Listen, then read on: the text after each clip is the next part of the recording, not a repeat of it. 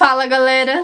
Hoje nós vamos discutir um assunto super relevante, né? A proposta do CAIS é que todos os professores do colegiado pudessem trabalhar o tema violência dentro de diferentes recortes temporais e espaciais. Eu decidi, então, trabalhar aquilo que eu já tinha refletido lá no meu mestrado, e a ideia é a gente pensar um pouquinho a província do Paraná, né? Na época do Brasil Imperial, a questão da criminalidade, a questão das prisões, como se pensa a criminalidade no Brasil, mais especificamente no Paraná, quais os discursos produzidos sobre grupos considerados violentos, como lidar com eles e principalmente por que criou-se, como criou-se o discurso de que o paranaense não era violento. Vamos lá? Então vamos do início, vamos primeiro tentar situar a prisão nesse contexto, porque nós estamos falando da criminalidade, então o meu recorte é pensar a violência, aquela violência que vai contra aquilo que a lei diz que é correto, porque tem algumas atitudes que até pelo menos no século XIX não eram consideradas necessariamente um crime, como por exemplo portar armas no Brasil, né? Então nem sempre a violência ela leva ao crime, porque nem tudo a lei tipifica. Então, nesse sentido, eu escolhi trabalhar a questão do crime, né? Aquela violência que é vista como errada perante a sociedade, que deve ser combatida perante a lei, através do Estado. Então, eu vou tentar discutir como que o Estado tomou para si a prerrogativa de justamente executar a justiça sobre essas pessoas que acabam infringindo leis, acabam sendo violentos e, de certa maneira, ofendendo toda uma sociedade. E para pensar isso, a gente tem que pensar a prisão, porque a prisão ela surge no século XIX como justamente esse espaço onde o Estado vai conseguir fazer com que o indivíduo pague pelos seus delitos, quando ele usa a violência de maneira que acaba infringindo uma lei. Então nós vamos começar estudando rapidamente a prisão. Então, para começo de conversa, vamos situar a prisão. Principalmente no século XVIII, a prisão vai surgir como um espaço onde as pessoas vão passar a pagar por seus crimes, né? Elas vão ser punidas na prisão. Porque até então a prisão era um lugar de passagem para a pessoa ficar até cumprir a pena, que seria lá a execução ou alguma outra coisa, mas que não seria cumprida na prisão. No século XVIII se inaugura um novo estilo, né, de prisão, se pensa a prisão de uma forma diferente. As pessoas então passam a pagar as suas penas na prisão, nas penitenciárias. Então é nesse momento que se inaugura uma nova forma de punir, né? Por isso que daí o Foucault vai falar lá sobre no livro, né, Vigiar e Punir, sobre essa questão da prisão. Como que se pensa o controle sobre esses indivíduos que são ditos criminosos, que agiram com violência e acabaram infringindo a lei. Então, como que se lida com isso? Com a prisão. Nesse momento, então, eles escolhem a prisão como o estabelecimento, a instituição que vai punir toda essa galera aí que tá fazendo coisa errada.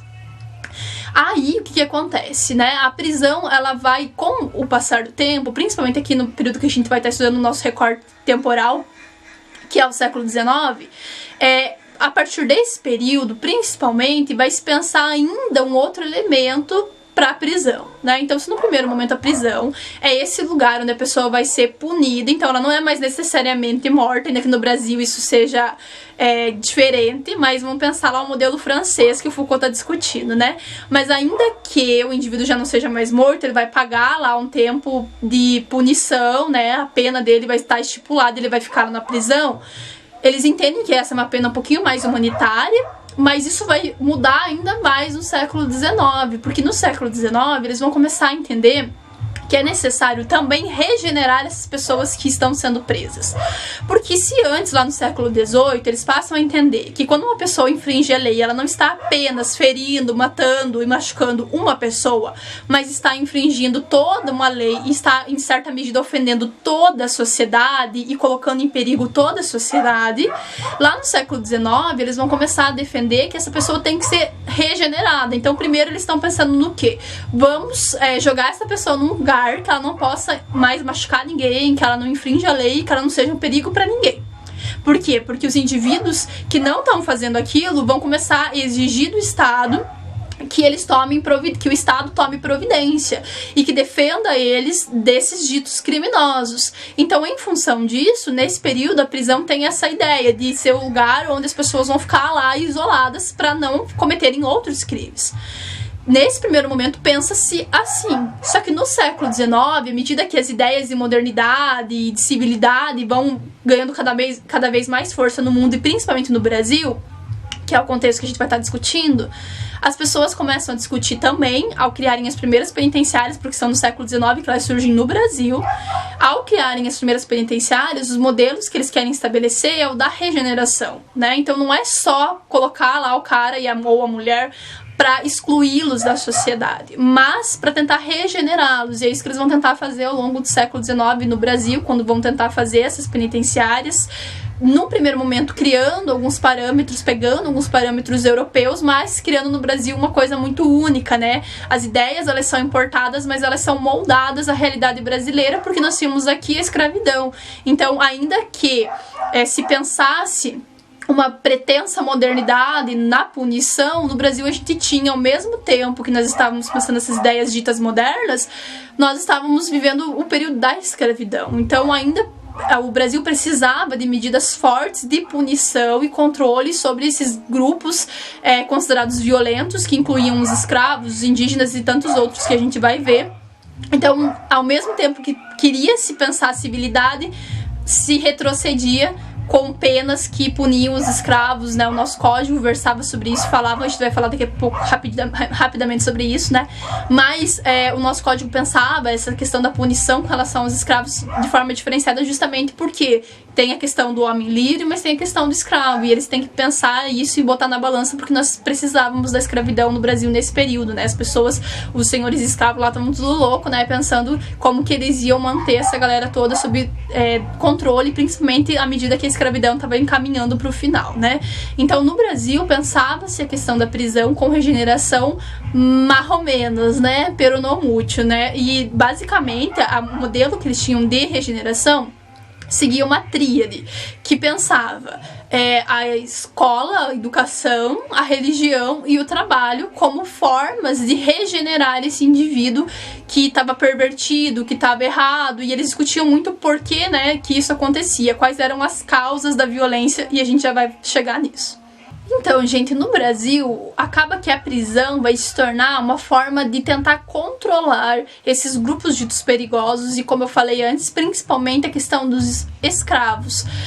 Vai ser feita no Rio de Janeiro, né, uma prisão, uma penitenciária, justamente para pensar esses indivíduos, né, que é a prisão do calabouço, onde só escravos eram punidos. Então, percebam que a prisão ela já surge no Brasil com o intuito de controlar esses grupos que poderiam ser considerados perigosos, né? E como eu falei, não era só o negro, não era só o escravo, mas os indígenas figuravam muito, né, nos relatórios. Volta e meia tinha o caso de um indígena ou de vários grupos de indígenas que estavam botando fogo nas fazendas, que estavam tomando espaço, e que não estavam se submetendo aos caciques.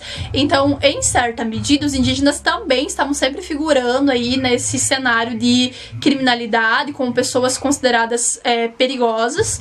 Do lado deles, os escravos, mas nós também tínhamos outros grupos, como dos imigrantes, dos ociosos, dos vagabundos. Nessa época se tipifica a ociosidade, a vadiagem como um crime. Então, você ficar parado ali dando bobeira podia ser motivo de você ser preso, justamente porque eles estavam tentando criar recursos e meios para punir e para prender os caras que estavam conseguindo se libertar, que estavam provavelmente daqui a alguns dias seriam livres, né, em função do fim da escravidão. Então se pensava muito como que ia se controlar essa galera toda, e o crime da ociosidade era muito interessante para a elite, e daqui a pouco a gente vai discutir por que a elite achava tão interessante assim que a violência se mantivesse. Então, no caso do Brasil, acaba que toda essa discussão de criminalidade é basicamente em torno da questão do indígena, do escravo, daquilo que eles chamavam de ocioso, daquele que eles diziam que era ocioso. Por quê? Porque à medida que eles precisavam controlar os escravos que agora iam se tornando livres, eles precisavam de um novo tipo de crime para punir essa galera toda. Então, a ociosidade era um crime que caberia muito bem nesse molde, porque se a pessoa estava ali de bobeira, ela era um potencial criminoso e essa pessoa tem que ser punida, então, nesse sentido. Então a polícia ela tinha carta branca para agir e punir esses grupos. A polícia no século XIX basicamente, num primeiro momento, fica indo atrás de escravos, fujões, depois, assim como o exército, né, mas depois eles vão começar a punir os livres, principalmente aqueles que estão tipificados nessa coisa do crime da ociosidade. e as nossas instituições elas vão servir a esse fim de legitimação da elite. O Chalub vai discutir que basicamente é interessante para a elite que o crime, que a violência exista, porque é a maneira que eles têm de exercer controle sobre nós. Então essa é uma leitura muito interessante que serve também para os nossos dias, né? Por que a violência não acaba? Por que a questão do crime não acaba? Porque a gente vai discutir aqui que basicamente para um país nesse período do século XIX ser considerado desenvolvido, civilizado, ele tem que ter um índice de criminalidade baixo. E aí os governos vão estar todo o tempo nos relatórios dizendo que não, a província é ótima, não tem criminalidade, acontece um ou outro crime porque a gente não tem muita estrutura. Mas eles estão sempre querendo defender que, na verdade, que as pessoas são boas e que a questão da criminalidade é coisa de outro mundo, não existe aqui. Justamente por quê? Porque para criar uma boa imagem, né, do país, da província, os índices tinham que ser pequenos, mas a criminalidade não acabava, não importa o que eles tentassem fazer. E até hoje a gente se pergunta por que a criminalidade não acaba, como que eles não conseguem controlar isso, né? Por que não se usa recurso nisso, naquilo, por que não se faz isso ou aquilo? E aí a gente chega a um problema que é super atual. O crime, gente, é uma questão também política, é uma questão de poder. Se a elite não tem por que usar a polícia, como que ela vai se legitimar? Como que ela vai se manter no poder?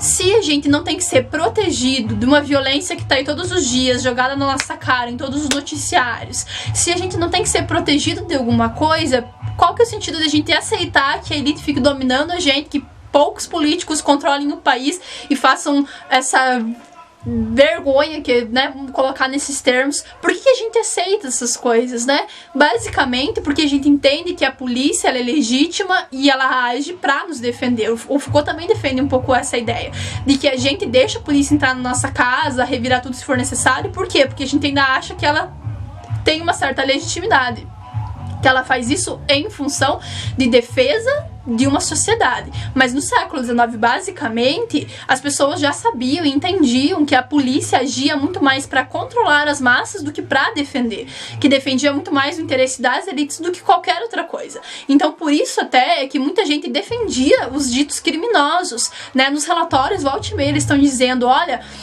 a gente tentou procurar os criminosos, mas a população foi lá e recolheu eles para dentro da casa deles. E daí os caras ficam indignados. Por que isso acontecia? Por que as pessoas tinham tanta dificuldade em ver no Estado a execução da justiça? Por que as pessoas tinham tanta dificuldade em deixar que o Estado julgasse as questões? Por que as pessoas faziam justiça com as próprias mãos? Por que os caras iam pra igreja com um monte de arma no cinto, né? Isso eu tô falando coisas que estão nos relatórios provinciais do Ministério da Justiça nesse período, no século XIX.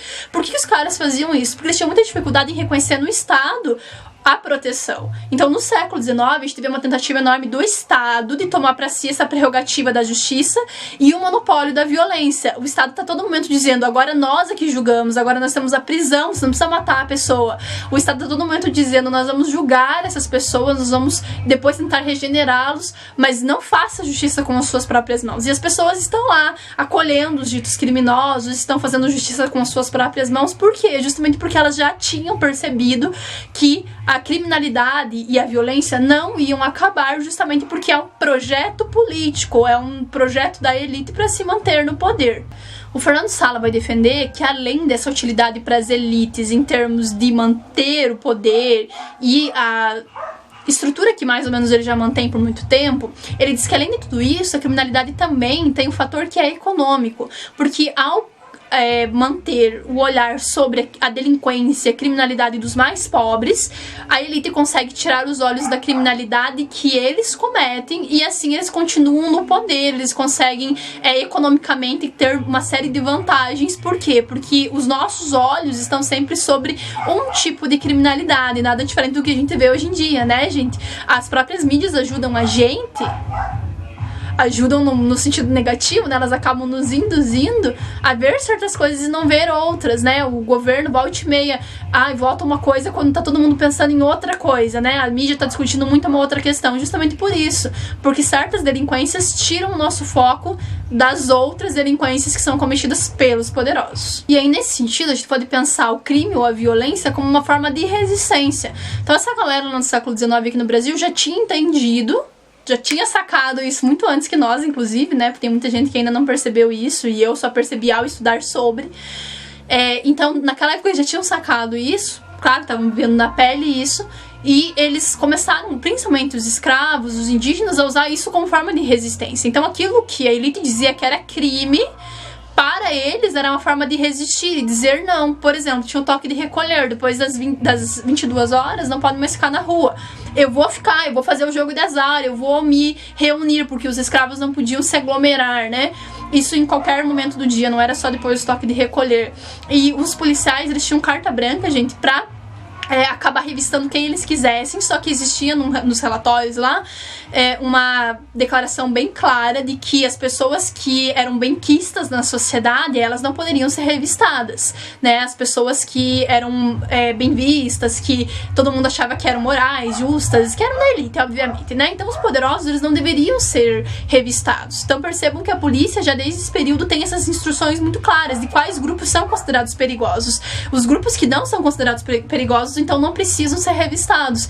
E aí a galera naquele momento utiliza a criminalidade e a violência em alguns casos justamente para resistir, para ser rebelde e dizer não, rebelde no sentido positivo, claro, né? Para dizer justamente, não, nós não vamos aceitar isso, vocês estão dizendo que tá errado, mas é porque vocês têm o poder, infelizmente, mas é a nossa forma de resistir usando a violência, assim como muitos escravos utilizavam da violência como forma de resistência mesmo, para tentar mudar em certa medida a sua situação e até mesmo a condição total da escravidão. O Código Criminal de 1830 inaugurou um novo momento na punição no Brasil, porque a maior parte das penas acabaram se tornando penas para serem cumpridas na penitenciária e uma pena com trabalho. Então a pessoa ia trabalhar ao mesmo tempo que ia cumprir a pena, mas aí nós temos um sério problema no Brasil, que são as péssimas condições das penitenciárias. Então essa ideia de cumprir uma pena com trabalho praticamente não se efetivou em momento nenhum no século XIX,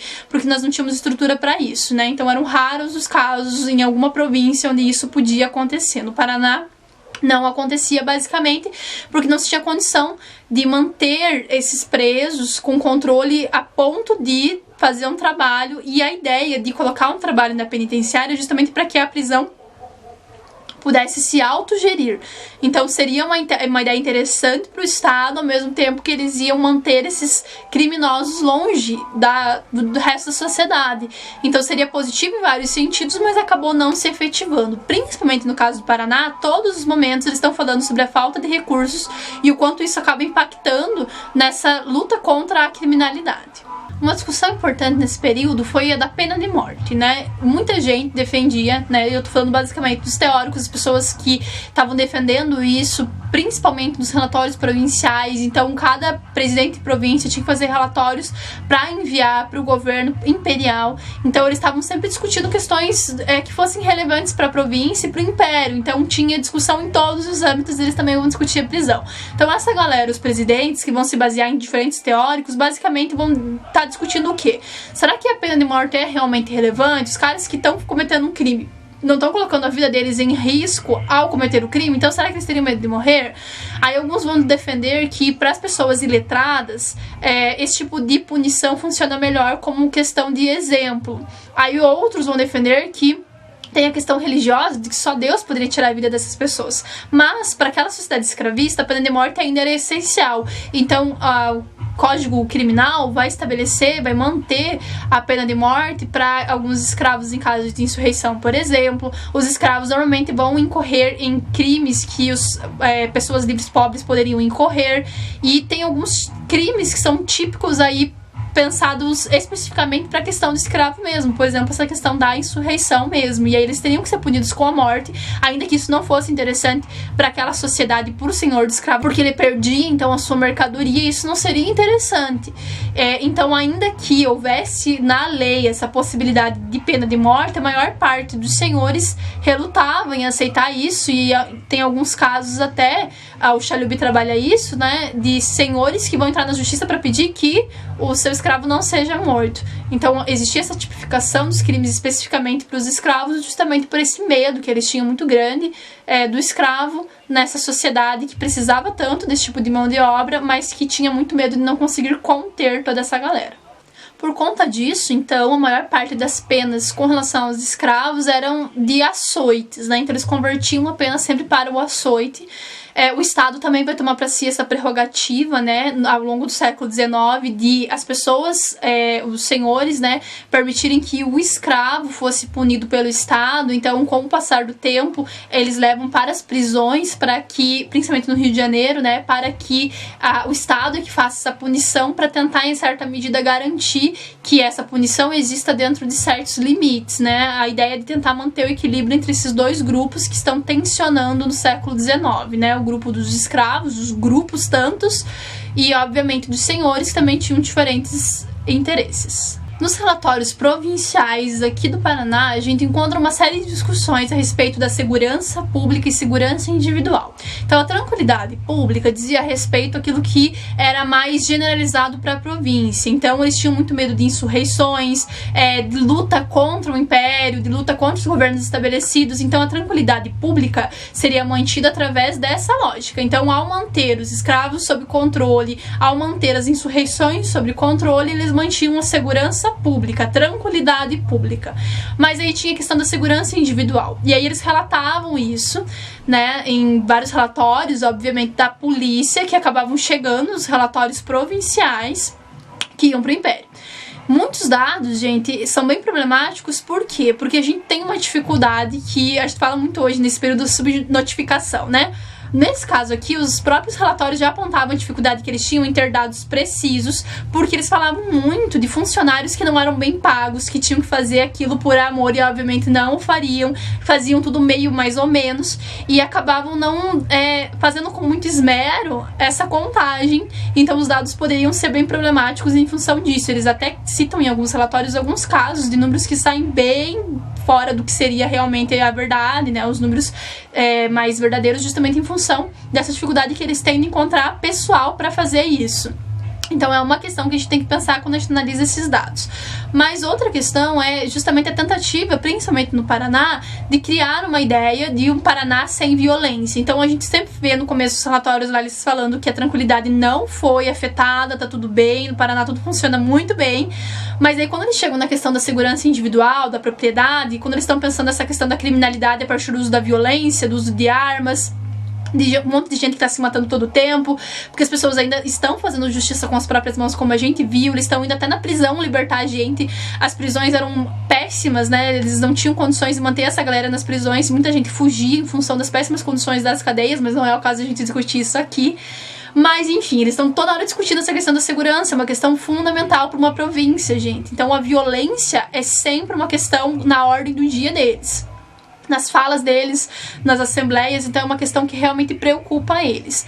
E aí, a questão da segurança individual, a gente tem esses dados e eles vão estar sempre tentando amenizar quando eles apresentam. Então são dados que podem não ser totalmente conforme a realidade, e ainda eles são manipulados no sentido da interpretação. Então os caras vão dizer assim, ah, não, na verdade, veja bem, né, a gente tem que comparar com esse outro lugar, a gente tem que pensar isso, a gente tem que considerar que a nossa força policial é pequena, a gente tem que considerar que o Paraná é muito grande, então as pessoas vão de um lugar para o outro, a gente não consegue ter tempo de prendê-las. Também acontecia muitas vezes reclamarem que eles prendiam as pessoas e logo elas eram soltas ou elas fugiam porque as condições das prisões eram péssimas. Então a tônica da discussão da segurança é sempre essa. Eles estão sempre discutindo isso e aí contando os causos mais diferentes, né, de casos de indígenas, de insurreições e de questões que poderiam quase atrapalhar a ordem pública, a tranquilidade, mas que não chegaram a fazer isso. Então sempre essa é a tônica dos relatórios provinciais do Paraná.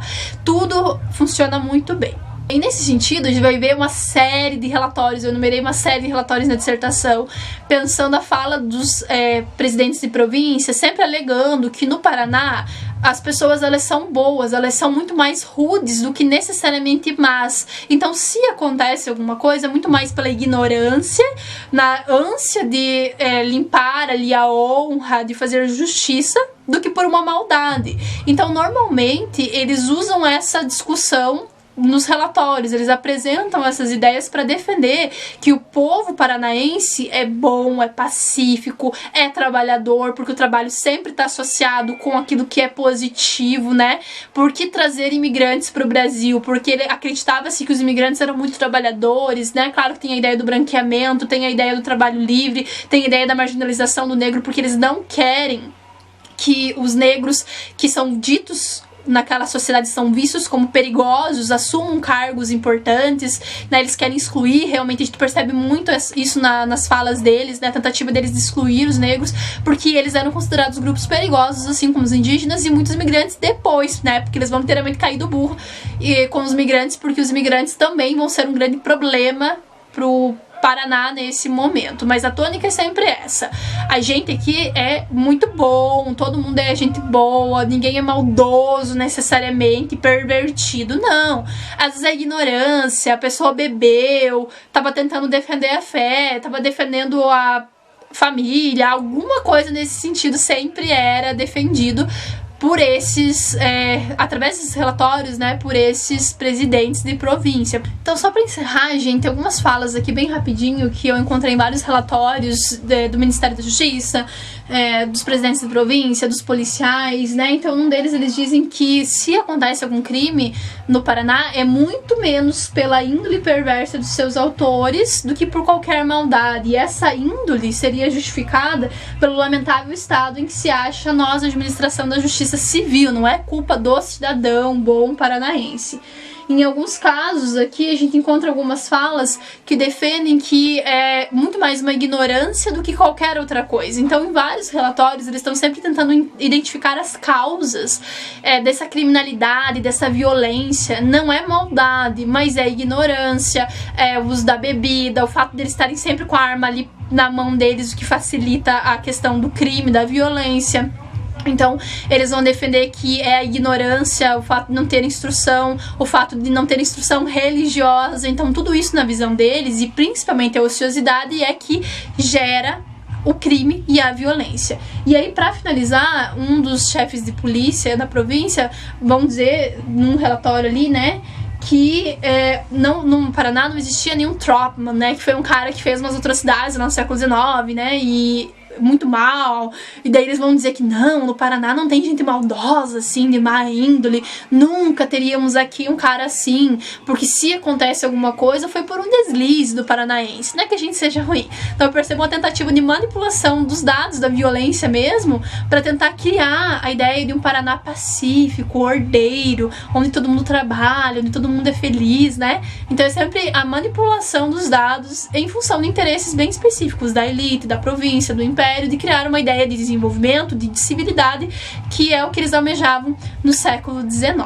Então é isso, pessoal, espero que vocês tenham gostado, são discussões super relevantes. Eu trabalho mais especificamente cada uma das questões de maneira bem devagar lá na dissertação, então se vocês quiserem dar uma lida, se quiserem conversar, é só me chamar. Muito obrigada pelo convite, pela paciência e o tempo de vocês. Beijo, até mais!